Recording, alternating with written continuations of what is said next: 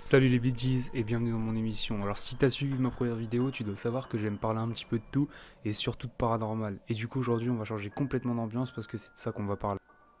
Oh là, bah je vais aller ouvrir un petit peu les volets moi parce que je commence déjà à me chier dessus.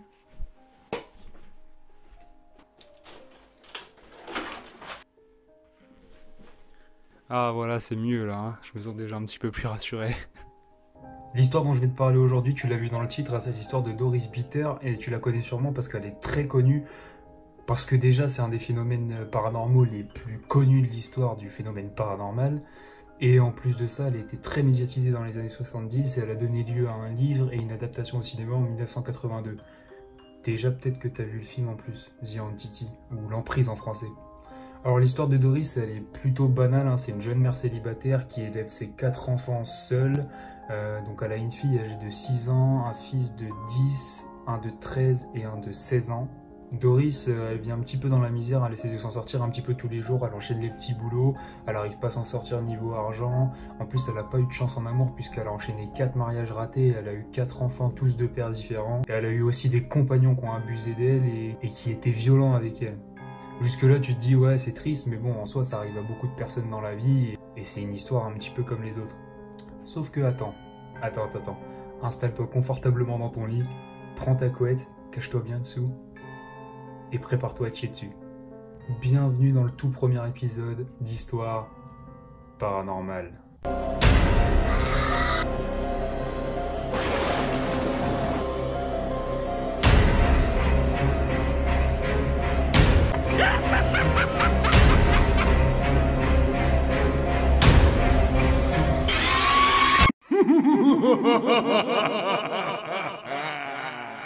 Alors l'histoire, elle se déroule aux États-Unis dans une petite ville de Californie nommée Culver City et la famille Bitter, elle vit dans une maison complètement délabrée et déclarée insalubre 2 fois par la mairie. Ils n'ont pas d'argent, ils ont du mal à s'en sortir et il y a une ambiance extrêmement tendue dans la maison, surtout entre la mère et ses 3 fils qui semblent complètement la haïr et la détester. Petit à petit, Doris, elle se laisse rattraper par la vie et elle commence à noyer ses problèmes dans l'alcool et elle devient alcoolique. Donc tu rajoutes ça à tous ces problèmes qui étaient déjà présents avant et mon gars, ça fait flipper. Mais attends, c'est pas fini. Ce qui va suivre après, mon gars, hein, tu vois le niveau? Peu de temps après leur emménagement dans leur maison, Doris raconte qu'il y a une vieille femme qui leur a rendu visite, qui est venu toquer à leur porte et qui leur a dit « Faites attention mes enfants, faites attention, il y a une entité malveillante dans cette maison, tu te casses maintenant, tu dois t'en aller. » De là, Doris, elle s'en bat les couilles, elle claque la porte, elle fait pas attention à ce qu'elle dit, elle se dit sûrement que c'est une vieille folle et que elle est complètement malade et que de toute façon, elle s'en fout, hein, elle continue sa vie. Seulement voilà, quelques mois après la venue de la vieille dame, la famille Bitter commence à subir des phénomènes paranormaux. Apparemment, d'après la famille, il y aurait 3 entités qui sont dans la maison, et les enfants de Doris et Doris elle-même racontent que les entités les ont attaqués, battus. Doris dira même que l'une des entités l'a violée. Ouais mon gars, ouais j'ai bien dit qu'elle l'avait violée. Non, tu rêves pas, on appelle ça la spectrophilie. C'est tout simplement le fait de se faire violer par un fantôme. Et ce n'est que plus tard, après plusieurs agressions et phénomènes paranormaux, que l'histoire va prendre tout son sens. Doris, elle lance un appel à l'aide par rapport à tous ces phénomènes qui se passent chez elle parce qu'elle sait plus quoi faire. Et un jour, alors qu'elle se trouve dans une bibliothèque, elle entend la discussion de 2 parapsychologues qui s'appellent Barry Taff et Kerry Gaynor, qui sont complètement spécialisés dans les phénomènes paranormaux. Et donc Doris, elle saute sur l'occasion, elle va les voir et elle leur dit oui bonjour, je me suis fait violer par des fantômes et ma famille, elle subit énormément de pression de la part des fantômes qui nous font du mal et qui nous frappent. Alors est-ce que vous pouvez nous aider s'il vous plaît? Bon, ça s'est pas vraiment passé comme ça, mais je te dépeins un petit peu le tableau, c'est ce qui s'est passé. Elle veut qu'ils viennent chez elle pour pouvoir inspecter la maison. Les 2 chercheurs, ils veulent absolument rassurer Doris parce qu'ils voient qu'elle est complètement déboussolée et effrayée. Alors du coup, ils décident de se rendre à la maison. Alors, le 22 août 1974, les 2 enquêteurs ils débutent l'enquête et ils se rendent à la maison de Doris. Et déjà rien que là, à ce moment-là, à la minute où ils ouvrent la porte de la maison, ils se rendent compte qu'il y a un petit truc pas net dans la maison. Déjà, il y a du bordel partout, l'évier déborde de vaisselle, la maison pue le pourri et l'humidité. Mais ce qui va choquer le plus les enquêteurs, c'est qu'il y a une sensation d'oppression et de bourdonnement dans leurs oreilles qui va complètement les déranger dès le début de la visite. Les enquêteurs font un petit peu alors le tour de la maison et ils finissent par auditionner la famille. Ils auditionnent les 3 fils qui disent tous avoir rencontré une entité vaporeuse d'environ 1,80 m qu'ils surnomment Monsieur Qui est-ce. Il y a même l'un des fils qui dira qu'il a été frappé par cette entité-là. La mère et son fils aîné, eux, décrivent 2 autres entités d'apparence solide et noire. Et apparemment, ces 2 entités-là seraient battues même dans la chambre de Doris à plusieurs reprises. Elle raconte aux enquêteurs les agressions sexuelles qu'elle a subies de la part des fantômes. Et non, c'est pas une blague, elle raconte vraiment ça. Donc, elle raconte qu'elle s'est fait violer par les fantômes et son fils va venir témoigner en disant qu'il était dans la pièce à côté quand il a entendu sa mère se battre. Il a directement accouru dans sa chambre pour voir ce qui se passait. Il a tout simplement découvert sa mère en train de voler contre les murs de la pièce et donc il a décidé de s'interposer. Sauf qu'au moment où il s'interpose, il y a une entité qui le soulève et qui le plaque contre le mur et lui casse le bras. Donc à ce moment-là, déjà, tu te dis, ouais, il y a une couille dans le pâté, quoi. Ça ne peut qu'être vrai ce qu'ils racontent. Tu vois, ils peuvent pas tous raconter la même chose et s'être organisés comme ça, sinon c'est complètement des malades. Forcément, là, tu te dis, il y a un petit truc. Alors là, les enquêteurs, ils sont quand même un petit peu perplexes, hein, et du coup, Doris, elle décide de montrer les marques qu'elle avait sur le corps. Sauf que le problème, c'est que les enquêteurs, ils n'ont jamais pu voir ces marques, étant donné qu'elle racontera que les événements qu'elle a décrits se sont passés des semaines auparavant, et que du coup, les marques ont forcément disparu. Du coup, les enquêteurs, ils n'ont jamais pu vérifier ça. Alors de là, les témoignages de la famille, ils continuent, les parapsychologues, ils auditionnent la famille toute la journée, et ils recueillent leurs témoignages paranormaux. Sauf qu'en fait, au fil de la journée, les témoignages de la famille deviennent de plus en plus bizarres et ambigus. Et là, les enquêteurs, ils commencent à se poser des questions. À la fin de la journée, ils disent tout simplement à Doris d'aller consulter un psychiatre parce qu'ils pensent que le problème est plutôt d'ordre psychologique. Ils se disent alors que Doris rejette la faute de ces événements passés et ses traumatismes sur ce qui se passe maintenant. Et que l'alcool, plus les conditions miséreuses de vie, etc., ça joue pas en sa faveur et que forcément, du coup, c'est à cause de ça. Sauf que quelques jours plus tard, Doris rappelle les enquêteurs et les prévient que des amis à elle qui sont venus dans sa maison ont été témoins des phénomènes paranormaux qu'elle leur avait décrits. Du coup, les enquêteurs, ils sont complètement intrigués par ça et ils se disent, bon, on va aller voir ce qui se passe quand même. Voilà, si peut-être que la meuf, elle est folle, mais s'il y a des amis à elle qui ont relevé des trucs comme ça, c'est que finalement, elle est peut-être pas si folle que ça, tu vois. Donc du coup, ils décident de retourner à la maison avec des appareils photos et au moment où ils vont dans la maison, il y a Candy, c'est un ami médium de Doris qui est présent avec eux pour faire la visite. Et encore une fois, ils ont ce sentiment d'oppression et de bourdonnement dans les oreilles qu'ils avaient déjà eu lors de la première visite. Et ils ressentent des zones de froid, et notamment des zones complètement glacées dans la chambre de Doris. Étant donné qu'ils n'ont aucun appareil pour mesurer ça, ils se disent que c'est juste qu'il fait froid et qu'ils n'y voient pas de phénomènes paranormaux là-dedans. Et ils s'en vont dans la cuisine pour interroger le fils de Doris. Donc en fait, ils font l'interrogation du fils de Doris, il n'y a absolument rien d'anormal, sauf à ce moment-là, il y a un placard de la cuisine qui s'ouvre violemment et une poêle qui est complètement projetée à l'extérieur du placard. Du coup, l'enquêteur, forcément, il se dit oh, c'est pas possible, c'est un canular. Donc il se précipite vers le placard de la cuisine, il l'ouvre, il regarde s'il y avait quelqu'un dedans et il n'y avait absolument personne. Il se dit ah, c'est peut-être la poêle qui faisait tout simplement pression sur le placard et qu'elle a volé du placard et qu'elle a atterri par terre, c'est tout. Sauf qu'en fait, c'était complètement impossible puisque même si la poêle aurait fait pression sur le placard, elle a volé à quelques mètres du placard, donc c'était complètement impossible. Au même moment, l'ami médium de Doris, donc Candy, sent une présence paranormale dans la chambre de Doris. Donc t'as Barry qui fonce dans la chambre de Doris et qui sort son Polaroid et qui prend une photo.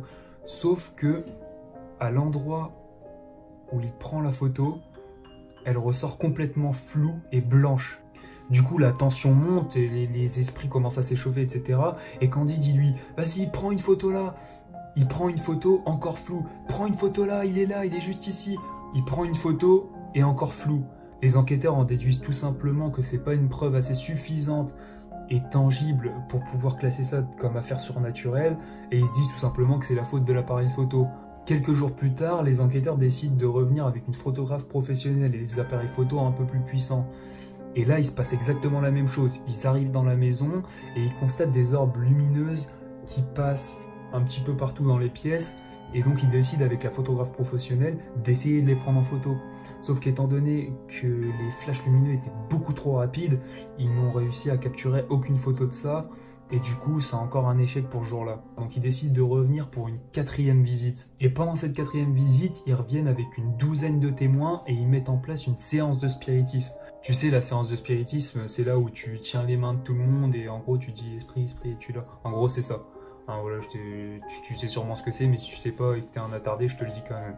Donc en gros, ils font la séance de spiritisme et cette fois-ci, ils sont équipés d'appareils photo infrarouges et de flash infrarouges qui super rapides, qui vont pouvoir prendre des photos instantanées.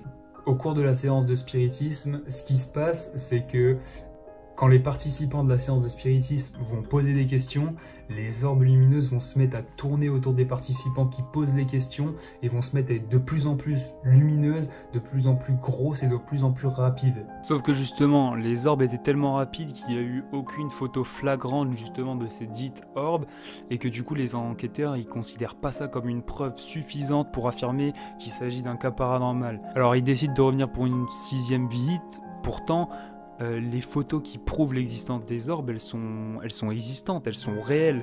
D'ailleurs, sur les photos, on peut y voir 2 orbes en forme d'arc de cercle entourant Doris. Et il y a même un expert qui a consulté les photos et qui a affirmé que ce n'était ni une défaillance de l'appareil, qui était spécialement fait pour empêcher les arcs de cercle lumineux au moment de la prise de la photo, ni un trucage ou une anomalie des photos qui était complètement normale.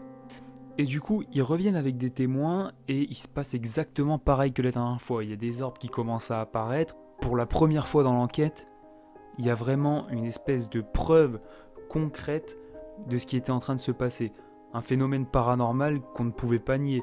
Les témoins affirment réellement avoir vu se dessiner sous leurs yeux des silhouettes et les enquêteurs parapsychologues affirment même que 2 témoins de la scène se sont évanouis en pleine enquête. Je rappelle quand même à tous ceux qui regardent cette vidéo que c'est une histoire vraie, il n'y a rien qui a été inventé, ce sont des faits complètement réels qui ont été relatés maintes et maintes fois. Enfin, c'est vrai que c'est quand même énorme. Les mecs, ils ont vu des orbes sous forme de silhouettes se dessiner devant eux, franchement ça doit faire vraiment flipper, donc on peut comprendre qu'ils se soient évanouis. Enfin bref, les enquêteurs toujours plus têtus, ils décident d'organiser une 7e visite, et cette fois-ci ils viennent pas seuls puisqu'ils viennent avec un auteur de livre, donc Frank Defiletta, et ils sont également accompagnés d'un groupe de psychiatres. Pendant cette 7e visite, les enquêteurs ont accroché des posters un petit peu partout avec du scotch. Comme il n'y a rien qui se passe, Kerry demande à l'entité de montrer sa puissance justement en déchirant les bouts de scotch qui tenaient les posters. Et la stupéfaction de tous les témoins qui se trouvaient présents sur la scène, le bout de scotch il commençait à s'arracher complètement du mur jusqu'à ce que le poster se décolle complètement et atterrisse sur la tête de Doris. Le seul problème, c'est que certains témoins affirment que l'entité a décroché le poster en arrachant le scotch. Quant à d'autres, ils disent tout simplement que c'est l'humidité et la chaleur de la pièce qui a fait que le poster s'est complètement décroché. Encore une fois, le problème, c'est que d'un côté, on a les personnes qui croient au paranormal et qui disent avoir vécu une expérience paranormale. Quant à d'autres, il y a les personnes qui vont plutôt rationaliser la chose, qui vont se dire oui, mais non, c'est à cause de ça, c'est scientifique, etc., etc. Finalement, on n'a toujours pas de réponse par rapport à cette histoire. C'est complètement frustrant. On n'a encore aucune preuve concrète de la chose et qu'on n'a aucune réponse à apporter. Alors que pourtant, il y a des dizaines et des dizaines de témoins qui ont été justement témoins de ces choses-là.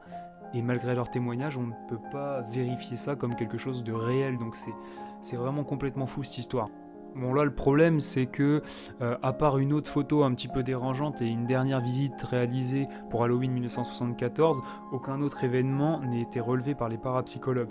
Barry Taff, il en conclut tout simplement que c'est pas un cas de spectrophilie mais juste un cas de poltergeist malveillant. À partir de là, l'affaire elle est pour ainsi dire abandonnée, il n'y a plus aucune enquête qui est menée par rapport à ça. La famille Bitter continue de subir toutes ces interactions paranormales et ils vont même jusqu'à déménager plusieurs fois, mais ils expliqueront par la suite que même en déménageant, les entités les ont suivis et ont continué leur harcèlement. C'est quand même fou mon gars, c'est quand même fou. La famille elle a vécu des drames pendant des dizaines de semaines, mon gars. Il y a eu des témoins, mais tu ne pourras jamais dire à cette famille, bah oui, c'est vrai, etc., etc. En fait, il n'y a jamais eu de réponse par rapport à cette histoire, et c'est ça que je trouve extrêmement frustrant. Enfin bon, l'affaire elle a été abandonnée, malgré que le fils de Doris continue à dire à l'heure d'aujourd'hui que tout ce qu'ils ont vécu est complètement réel, et que sa mère s'est réellement fait violer par des fantômes. Il faut savoir que leurs agressions ont cessé seulement après plusieurs années, après plusieurs déménagements. C'est seulement quand Doris a décidé de partir très très loin de là où ils habitaient, que les entités ont cessé leur agression au bout de 2 ans. Donc vous imaginez, c'est complètement énorme, c'est-à-dire que ça a duré des années leur calvaire. Comme je disais tout à l'heure, c'est complètement frustrant parce qu'on ne pourra jamais savoir ce qui s'est réellement passé. Surtout que les faits de l'histoire ont été complètement déformés à cause notamment de la publication du livre, ensuite la sortie au cinéma. On sait très bien qu'il y a eu des sommes d'argent qui ont été données aux familles, aux parapsychologues, aux témoins. Donc on ne saura jamais vraiment s'ils ont abusé pour le cinéma, si... Voilà, on ne pourra jamais savoir. Et après, on y croit ou on n'y croit pas. Moi, personnellement, j'y crois. Personnellement, je me chie dessus. Mais après, c'est que mon avis. Après, c'est que mon avis. Vous faites votre propre avis. Peut-être que vous avez déjà vécu des choses paranormales chez vous, dans votre vie ou quoi que ce soit. N'hésitez pas à le dire en commentaire. Moi, ça m'a fait plaisir de faire cette vidéo. J'ai kiffé. Je kiffe parler de choses paranormales, etc.